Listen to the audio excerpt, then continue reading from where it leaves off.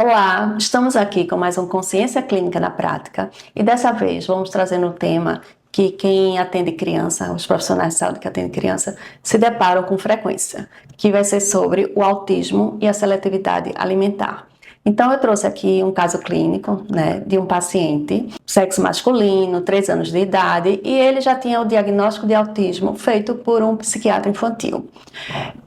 Ele veio ao consultório para um atendimento de rotina e a mãe se queixava muito dessa seletividade alimentar e que ele recusava muitos alimentos, só consumindo aqueles que fossem mais crocantes.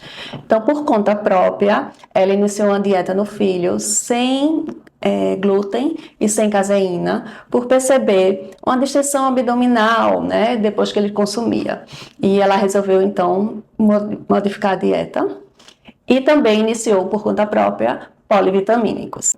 Então, atualmente, ele se encontrava em uso de 3 produtos, 3 medicamentos polivitamínicos, e os 3 continham ferro, zinco, aminoácidos, vitaminas do complexo B, vitamina A e vitamina D. Na história prévia, do paciente, nos antecedentes dele, ele tinha uma história de dificuldade para mamar desde o nascimento e, por não ter ganho de peso suficiente, passou então a usar fórmula infantil desde o primeiro mês de vida. A alimentação complementar foi introduzida aos 6 meses de idade, mas desde o início ele apresentava dificuldades para aceitar certos alimentos, e dificuldade esta que permanece até o presente momento. A família buscou atendimento especializado com um psiquiatra infantil, pois notaram semelhanças entre essas características e o desenvolvimento do outro filho, que já tem o diagnóstico de autismo. E aí levaram então para esse psiquiatra, que também deu o diagnóstico. Ao exame físico, o paciente apresentava 13 quilos, a estatura de 96 centímetros e o IMC de 14. Não apresentava nenhum estigma sugestivo de síndrome genética. Durante o exame, apresentava pouca interação com o examinador, mas não apresentava nenhuma outra alteração no exame físico. E nos exames complementares, ele apresentava uma hemoglobina um pouco acima do valor indicado para a faixa etária. A ferritina encontrava-se muito elevada, também apresentava alterações das transaminases, uma albumina um pouco abaixo do valor de referência, o zinco também estava abaixo e antitransglutaminase e antiendomísio negativos. Enquanto nós, profissionais de saúde, a gente se depara com um paciente com TEA e seletividade alimentar, existem objetivos no tratamento que nós temos que traçar. Um deles seria avaliar, por meio de um recordatório alimentar de pelo menos 24 horas, o padrão alimentar dessa criança e detectar assim, possíveis erros e deficiências alimentares. Também fazer uma avaliação nutricional detalhada, colocando nas curvas adequadas, tanto para o peso, estatura, IMC, curvas essas que são facilmente encontradas no site da Sociedade Brasileira de Pediatria, por exemplo. Também propor aos familiares ou cuidadores alimentos com melhor qualidade nutricional em substituição aos que normalmente são utilizados. Considerar a necessidade ou não de dieta de exclusão, que muitas vezes são utilizadas para melhorar o desenvolvimento do paciente com TEA.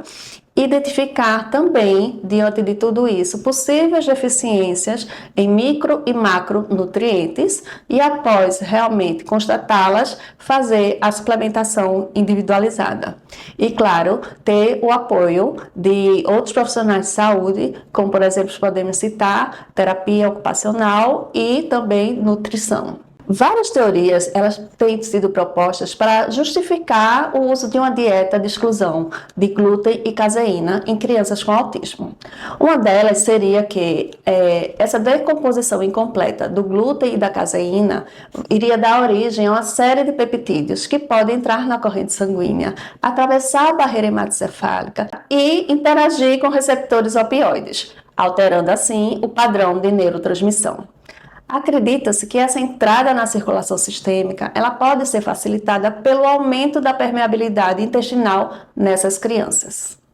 Em torno de 50% a 83% das famílias, elas utilizam dietas especiais, dietas de exclusão, além de suplementos alimentares e fitoterápicos, com ou sem recomendação médica. E principalmente as que usam por conta própria, isso vai levar ao maior risco de desnutrição e ou fome oculta e maior risco de inadequação nutricional. Existem meta-análises, como a que foi abordada no Radar Consciência, né, e que faz justamente uma avaliação, né, dessa dieta sem glúten e sem caseína.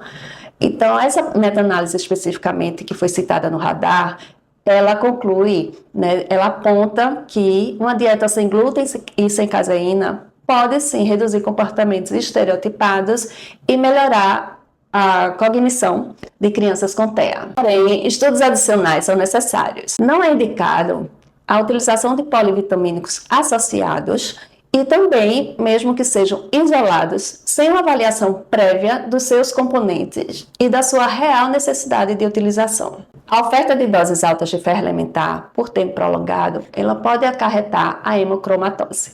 Essa hemocromatose secundária está associada à ingestão excessiva de ferro, ao alcoolismo e à doença hepática crônica. E no caso do nosso paciente, foi justamente essa ingestão excessiva de ferro. O zinco, ele é um elemento essencial para o crescimento, o desenvolvimento e a diferenciação normal das células.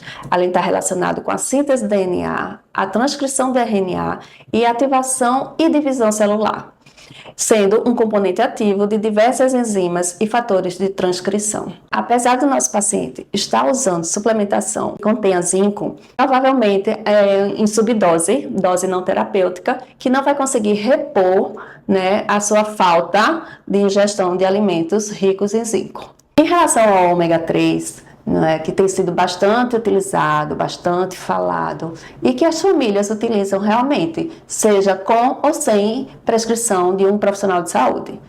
Estudos apontam que eles podem realmente reduzir a hiperatividade e, com isso, melhorar um pouco a interação social, reduzindo os problemas sociais. E também eles atuam dessa forma como um complemento eficaz para o tratamento, de crianças com autismo. Também é sabido que as crianças com TEA têm cerca de 4 vezes mais chances de apresentar sintomas gastrointestinais. E evidências sugerem que as alterações da microflora intestinal estão correlacionadas com a gravidade dos sintomas gastrointestinais. A terapia probiótica tem sido proposta como um tratamento para a gravidade dos sintomas gastrointestinais nas crianças com TEA. Os artigos, as evidências científicas são bastante promissoras. Alguns apontam, inclusive, que poderia melhorar a disfunção gastrointestinal, alterar beneficamente a microbiota fecal e reduzir a gravidade dos sintomas em crianças com o transtorno do espectro autista. Porém, a duração do tratamento, as espécies, as cepas e as dosagens necessitam de mais estudos para evidenciar. Nós temos documentos da Sociedade Brasileira de Pediatria que mostram os níveis indicados da hemoglobina por faixa etária, que no caso do nosso paciente com 3 anos seria em torno de 11 a 12,5, a dele se encontra em 13. E além disso também nós temos uma atualização de 2021 da própria Sociedade Brasileira de Pediatria que recomenda como uma dose terapêutica, o tratamento com doses de 3 a 6 miligramas por quilo dia de ferro elementar. E essa dose pode ser fracionada ou então em dose única, que seja utilizada até repor toda a reserva, os estoques, E isso tem que ser confirmado laboratorialmente. Esse foi mais um conteúdo do Radar Consciência. Nos acompanhe nas redes sociais para sempre estar atualizado, pois estamos sempre trazendo assuntos relevantes do dia a dia de todo profissional de saúde.